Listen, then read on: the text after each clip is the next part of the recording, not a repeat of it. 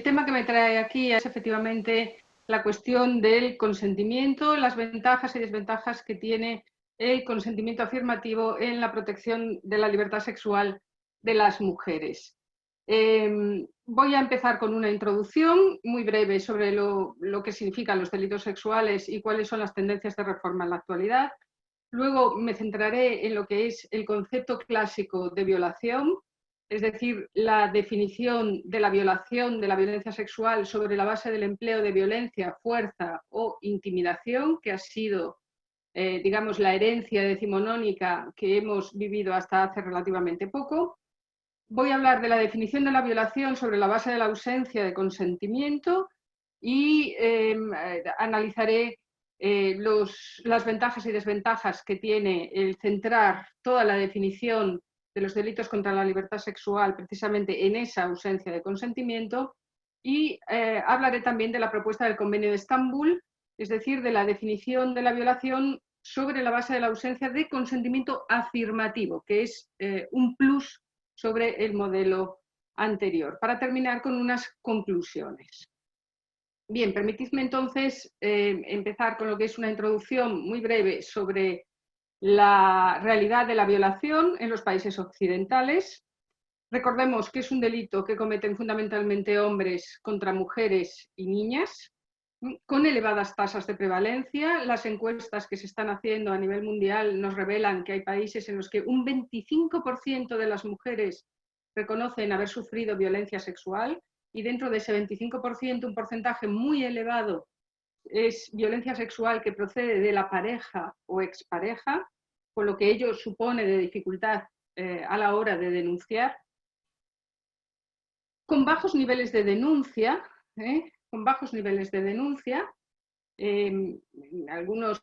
siempre es difícil calcular lo que es la cifra negra de criminalidad, pero se habla de cifras que rondan el 80 o 90% de violaciones que quedan sin denunciar. Y cuando se denuncian, se producen elevados porcentajes de sobreseimientos y absoluciones. En muchos casos por falta de prueba. Falta de prueba que a veces se entiende, y luego insistiré en esto, como que se trata de denuncias falsas, cuando en realidad son denuncias en las que la prueba no ha sido suficiente para contrarrestar la presunción de inocencia del condenado, del acusado, pero no necesariamente denuncias falsas. Y luego además estamos ante un delito donde hay amplios espacios de impunidad, de hecho, cuando no de derecho. Y aquí baste mencionar la violación marital, que en algunos países no se ha considerado violación hasta hace relativamente poco, o la violación de prostitutas, que ha merecido en ocasiones la atenuación de la pena por tratarse de mujeres deshonestas. Bien, ¿cuál es la situación que observamos ahora mismo en el derecho comparado? Pues en los países de nuestro entorno observamos que se está produciendo toda una serie de reformas en materia de delitos sexuales, desde más o menos finales de los años 90. Son reformas constantes, acumulativas, que ya en relación o en la dirección del consentimiento afirmativo se han aprobado en Alemania, en Inglaterra y País de Gales, en Suecia, mientras que están en proceso de aprobación en otros países como Grecia, España o Portugal. Pero lo cierto es que observamos aquí un fuerte movimiento de reformas apoyadas en buena medida por el movimiento o los movimientos feministas. ¿Por qué? Bueno, porque los movimientos feministas interpretan estas reformas, que en general van en la línea, como vamos a ver a continuación, de centrar la definición de la violación sobre la ausencia de consentimiento, abandonando esa exigencia de violencia, intimidación, resistencia que veníamos observando en los códigos penales decimonónicos.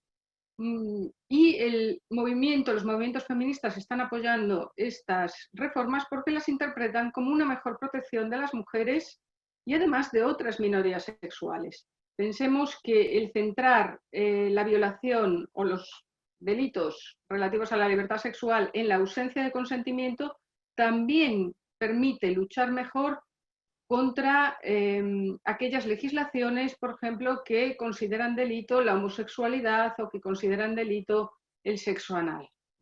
Porque en fin, al centrar todo en el consentimiento, pierde justificación la tipificación de estas conductas consentidas entre personas adultas. Pero lo cierto, y en esto insistiré al final, es que estas reformas, y también nos lo demuestra la experiencia comparada, no han mejorado, no están mejorando sustancialmente la posición de las víctimas en la práctica. En la práctica. Y luego comentaré brevemente por qué se produce esto con las reformas promovidas por los movimientos feministas. Bien, el concepto clásico de violación, el concepto que nos encontramos, por ejemplo, en el Código Penal español de 1848 y que tuvo una fuerte influencia sobre los códigos penales latinoamericanos, es centrar la violación en una acción que se comete con violencia, fuerza o intimidación o contra víctimas que son incapaces de expresar su consentimiento, es decir, porque están privadas de sentido o de razón, mujeres inconscientes, mujeres dementes o que están incapacitadas de prestar ese consentimiento válidamente. Menores. En el Código Penal de 1848 se hablaba de menores de 12 años. La edad del consentimiento luego ha ido modificándose. Este concepto clásico de violación ofrece una visión estereotipada de la mujer. ¿Y cuáles son esos estereotipos? Bien, en primer lugar, nos traslada claramente la idea de que la mujer es una propiedad del varón, sea el padre o el esposo, a cuya sexualidad se le atribuye un valor en el mercado matrimonial. ¿Y en qué vemos este estereotipo? Bueno, se observan, por ejemplo, en algunos códigos penales históricos, decimonónicos, una agravación cuando la víctima era mujer casada con otro, donde aquí, ¿por qué se agravaba la pena? Bueno, porque además de afectarse a la honestidad de la mujer, se afecta a la posesión del esposo sobre ella, ¿no? También lo vemos en la impunidad de hecho o legal o reconocida legalmente de la violación dentro del matrimonio sobre esa idea del débito conyugal, ¿no? De que las mujeres deben prestar servicios sexuales al marido. También lo vemos en la eficacia del matrimonio entre autor y víctima como causa que permitía eximir de pena por el delito de violación. O la alternativa de dotar, la obligación de dotar a la víctima si el autor no se casaba con ella. O también en la posibilidad de que denunciaran el delito no solo la víctima, sino también sus padres, hermanos, abuelos, tutor o curador. Es decir, los varones de la familia que eran aquellos que sufrían en su honor cuando la mujer era violada. También hay una visión de la mujer como casta y virtuosa, como capaz de sacrificar la vida antes de ser violada, ¿no? Y aquí claramente la influencia de la Iglesia Católica ha sido muy importante. Recordemos que hay muchas mujeres en los altares que están ahí porque se resistieron a la violación y murieron en esa resistencia, ¿no? Pero mujeres castas y virtuosas sí, pero mentirosas. Y aquí quiero recordar lo que comentaba Sabrina en la mesa anterior, ¿no? Esa idea de que las mujeres siempre mienten. Y para luchar contra esa tendencia de las mujeres a mentir, bueno, pues se justifica el que se introduzca la violencia, la fuerza, la intimidación y la resistencia de la víctima como requisitos de la violación. Es decir, tiene que haber señales físicas de resistencia, porque si no, ¿cómo vamos a saber si la mujer dice la verdad o no? Y ya sabemos que las mujeres mienten. ¿Qué desventajas tenía esta concepción clásica de la violación para la protección, la mejor protección de la libertad sexual de las mujeres?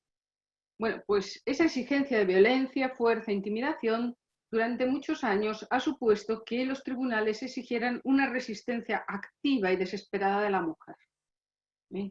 Es decir, si la mujer cedía demasiado pronto, se entendía que consentía, ¿vale? Que consentía a los avances quizá demasiado calurosos del admirador, pero que no estaba resistiendo suficiente. Entonces, resistencia activa y desesperada durante un tiempo, luego se exigió solo resistencia activa, es decir, no basta con decir que no se quiere, sino que tiene que haber ejercicio de cierta fuerza física. Y en momentos más recientes lo que se exige es la prueba del empleo de violencia, fuerza o intimidación suficientes.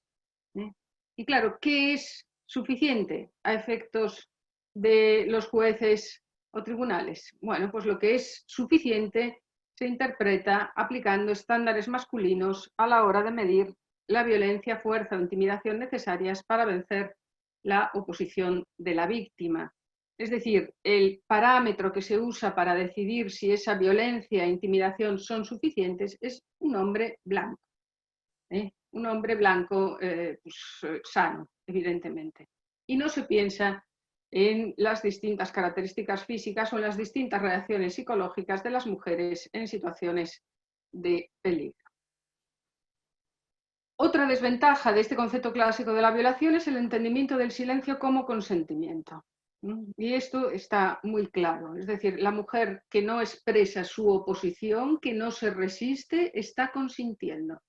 Está diciendo que sí al avance sexual. Esto supone la total desprotección de las mujeres que son incapaces de resistir, por el motivo que sea, por ejemplo, por un bloqueo emocional, o que son incapaces de manifestar esa oposición. Y también desprotege a las mujeres que se someten, es decir, a las mujeres que prefieren no arriesgar su integridad física cuando se ven amenazadas. El bien jurídico se centró durante muchos años en la honestidad y ahora se habla ya de libertad sexual, una vez apartada la honestidad como posible bien jurídico de estos delitos. El centrarse en la libertad sexual, por supuesto, ha tenido muchas ventajas sobre la honestidad, pero tiene alguna desventaja. Y es que olvidamos que la violación supone no solo un ataque a la libertad de la persona, sino también un ataque a su integridad física y moral de las víctimas. Un ataque, por tanto, que va más allá de lo que es la libertad y supone una intromisión en el propio cuerpo, ¿no? Con todo lo que significa ello en lo que respecta a las connotaciones culturales y sociales de esa penetración. Desde finales del siglo XX, sin embargo, como se había señalado, una oleada de reformas se ha extendido por el mundo para eliminar el requisito de violencia, fuerza o intimidación del autor o la exigencia de resistencia de la víctima. Es decir, centraríamos la definición de la violación, de la violencia sexual, simplemente en la ausencia de consentimiento. Esto, por supuesto, puede tener ventajas, ¿no? En primer lugar, permite prescindir de parámetros sexistas sobre la gravedad de la violencia, fuerza o intimidación. Hace que predomine como criterio de medición de la pena la modalidad de comportamiento sexual realizada. Es decir, podemos graduar la gravedad de estos delitos, pues castigando más la penetración y menos lo que son los tocamientos, por ejemplo. Mientras que con el modelo anterior, digamos que la cúspide, los delitos más graves son aquellos que se cometen con violencia o intimidación y menos graves los que simplemente se cometen con ausencia de consentimiento. Mientras que el comportamiento, la modalidad de comportamiento sexual realizada es un criterio secundario, nada más. Otra ventaja es que basta con que la mujer comunique su negativa. Es decir, si la violación es obligar a alguien a mantener relaciones sexuales sin su consentimiento, bueno, pues basta con que diga que no para que quede claro que la conducta ya es delictiva, ¿no? Y no tenemos que preguntarnos ya por qué no resistió activamente, por qué decidió someterse, ¿no? Sin embargo, esta definición de la violación sobre la ausencia de consentimiento también supone una visión estereotipada de la mujer. ¿Por qué?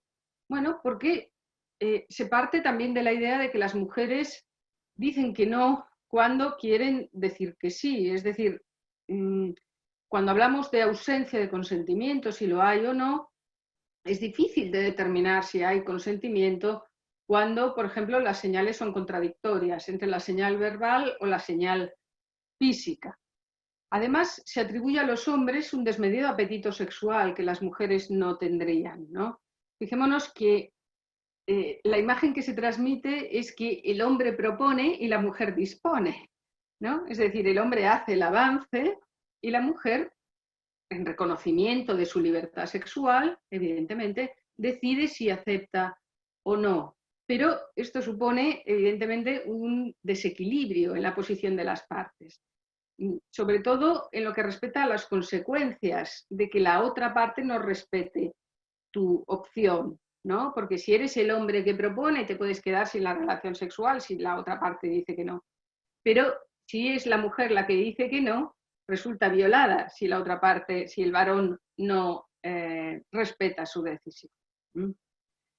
Se atribuye además a las mujeres disponibilidad sexual cuando callan, pero también cuando beben alcohol con hombres, cuando visten ropa provocativa, cuando van a las viviendas de los hombres o participan en ciertas prácticas sexuales, ¿no?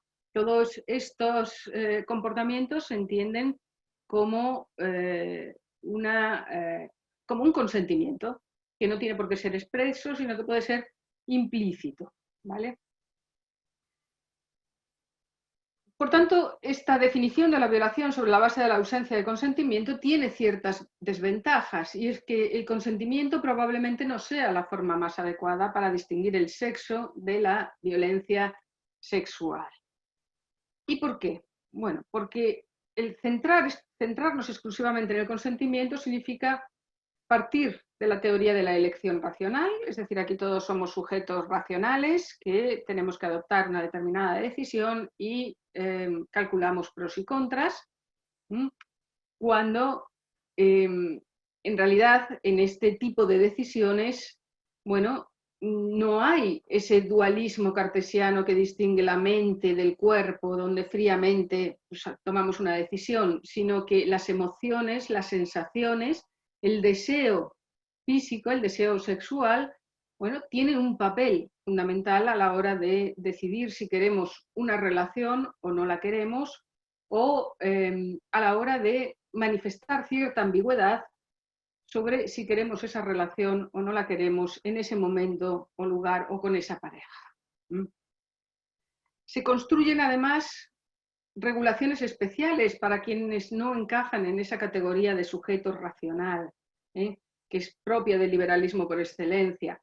Pensemos que tenemos regulaciones especiales para los dementes, para las mujeres dementes, que padecen trastornos mentales, tenemos regulaciones especiales para los menores, que manifiestan que el consentimiento en realidad no es un constructo neutral, sino que se aplica de manera desigual según para determinados sujetos. El consentimiento implica una relación asimétrica entre las partes, en la que la parte activa solicita, normalmente el varón, y la pasiva acepta o no. Y evidentemente aquí tenemos a los roles de género determinando claramente qué sexo adopta qué papel. Es decir, claramente los hombres están en la posición activa y las mujeres en esa posición pasiva, ¿no? Donde, en fin, esta construcción parece estar negando la capacidad de agencia de las mujeres en materia sexual. Se plantea además una visión de la pareja como una amenaza ante el peligro de que no respete los límites. Presupone el consentimiento un acto cuyos parámetros son claros e inmutables. Pensad que parece que, bueno, basta con que digamos sí, sí, quiero ahora el acto sexual en la posición del misionero, cuando en realidad, como sabemos, bueno, pues el acto sexual es fluido, se construye entre los dos, se van indicando entre los dos qué es lo que se desea en un determinado momento o hasta dónde se puede llegar o qué posición o durante cuánto tiempo. Por tanto, claridad ninguna e inmutabilidad nada. Además, el consentimiento descontextualiza las relaciones sexuales porque parece centrar todo en ese momento en el que yo digo que sí. Vale, sí, pero ¿cuál es el contexto de ese sí? Pensemos que las desigualdades económicas, las diferencias de poder, la coerción sexual, En fin, son elementos que pueden hacer que ese sí expreso en realidad sea un no, o no pueda ser válidamente tenido en cuenta como tal sí, y otros elementos como el estado etílico, el trastorno mental que se padezca, etcétera, también deben ser tenidos en cuenta. Por tanto, no podemos centrarnos absolutamente o únicamente en un único momento de consentimiento. Además, se acepta la sumisión o sometimiento como forma de consentimiento. No cuestiona que hay situaciones en las que la mujer dice sí para evitar males mayores, o males que ella interpreta o valora como mayores. Y traslada la responsabilidad a la víctima. Ella tiene que decir sí, de manera que si no es capaz de expresar su negativa al acto sexual, si no, de alguna forma que sea reconocible, es ella la responsable de lo que después ocurra. Con lo cual, además, también la atención en el proceso se centra en su comportamiento, en su conducta. Bien, recientemente, en 2011, el Convenio de Estambul ha hecho una propuesta sobre violencia sexual donde entra la violación en la penetración vaginal, anal u oral no consentida con carácter sexual del cuerpo de otra persona con cualquier parte del cuerpo o con un objeto. Y define el consentimiento. Dice, el consentimiento debe prestarse voluntariamente como manifestación del libre arbitrio de la persona considerado en el contexto de las condiciones circundantes. ¿Qué ventajas tiene el partir del solo de no es no a esta nueva modalidad de consentimiento que es el solo sí es sí? Bueno, abandonamos lo que es el paradigma puramente consensual y pasamos a un modelo comunicativo, ¿no? Que, en mi opinión, recoge mejor que el consensual lo que es en la práctica cómo se acepta, cómo se expresa esa aceptación de una relación sexual, que no suele ser con un sí o un no, ¿no? Sino con una comunicación entre las partes que va bastante más allá de eso. Con este consentimiento afirmativo es la comunicación explícita, verbal o no verbal, o la ausencia de esa comunicación los que se convierten en los elementos centrales de la definición de la violación y la violencia sexual. Y aquí cambia la perspectiva, ya no tenemos que centrarnos en lo que hizo la víctima. Es decir, no se trata de preguntarle a ella si consintió, sino se trata de preguntarle a él si hubo negociación previa, si le preguntó a su pareja qué quería, si sabía qué es lo que a ella le gustaba, si negoció el uso de anticonceptivos, si se interesó o le dijo a ella lo que a él le gustaba. En fin, y tenemos que preguntarnos si en ausencia de todos esos elementos es razonable que él crea que la otra parte consiente.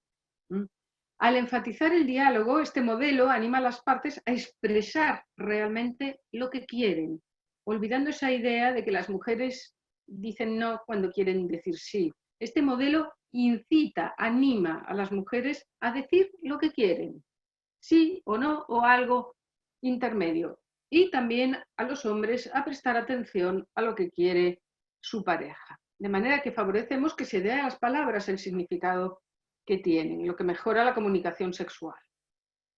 Este modelo además tiene en cuenta las condiciones circundantes, porque se es consciente con este modelo de que no todo sí es una manifestación de la libre voluntad de la mujer, sino que a veces ese sí es manifestación de sumisión y sometimiento.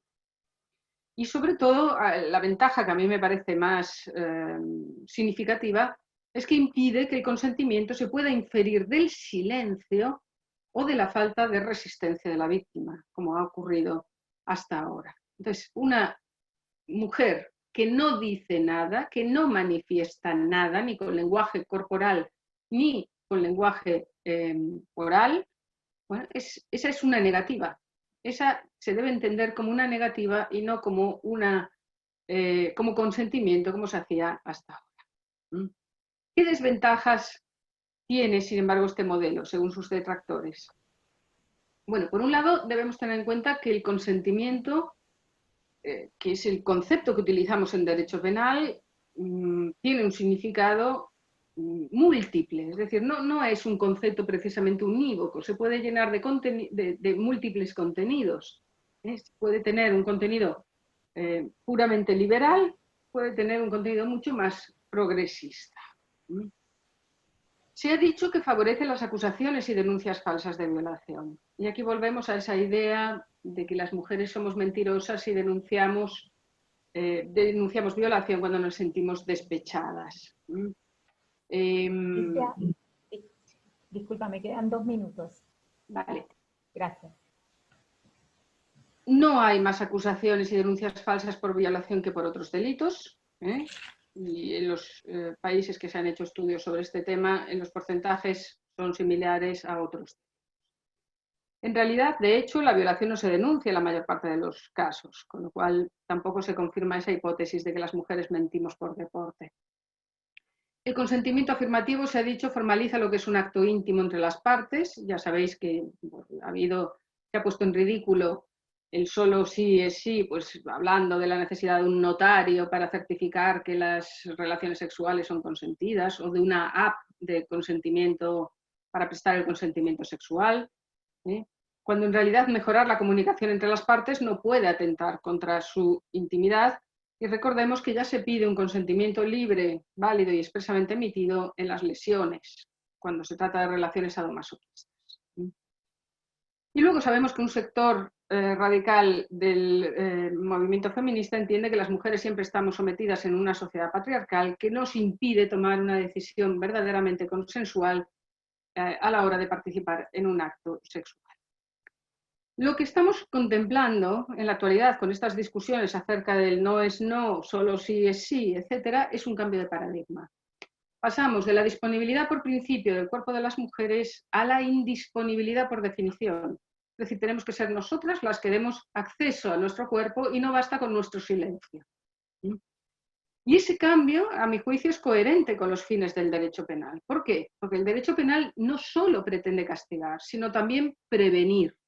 Y lo previene intimidando a la ciudadanía. ¿Y cómo lo hace? Comunicando a los ciudadanos que si mantienen relaciones sexuales sin mediar el consentimiento de la otra parte, se comete un delito. Es decir, dejando bien claro que la violación se produce en el momento en que hay ausencia de consentimiento, pero también educando para que los ciudadanos sepan cuándo son partícipes libres en un acto sexual y cuándo son víctimas, educando tanto a los varones como a las mujeres, porque a muchas mujeres les cuesta reconocer que son víctimas de violencia sexual.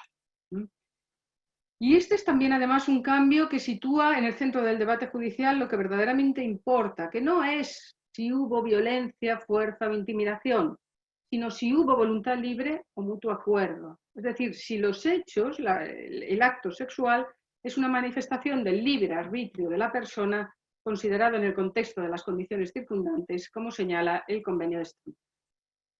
Y para terminar, un toque un poco pesimista. Es de esperar un cambio real a partir de las reformas legales. Pues allí donde el movimiento feminista ha triunfado y ha conseguido imponer sus tesis en el ámbito del derecho penal, nos encontramos con que los resultados en la práctica han sido pobres. Y es que se nos ha dicho que hablar de la influencia feminista en el derecho penal es hablar al mismo tiempo de éxito y de fracaso, porque somos capaces de imponer reformas legales, pero luego no conseguimos que esas reformas calen en la práctica de los tribunales. Resulta, de hecho, paradójico cómo el conocimiento feminista influye en procesos de reforma y al mismo tiempo es desacreditado y despreciado, ridiculizado, sea por los medios de comunicación, sea por un sector de la sociedad. Y recordemos, siempre tengamos presente que el derecho es profundamente conservador y ama los conceptos dicotómicos. El derecho, y el derecho penal en particular, ve en blanco y negro, pero la cuestión del consentimiento sexual y de la comunicación sexual en la pareja no es blanco y negro, es escala de grises. Y esa ambigüedad es incapaz de captarse por medio del derecho penal. Muchas gracias.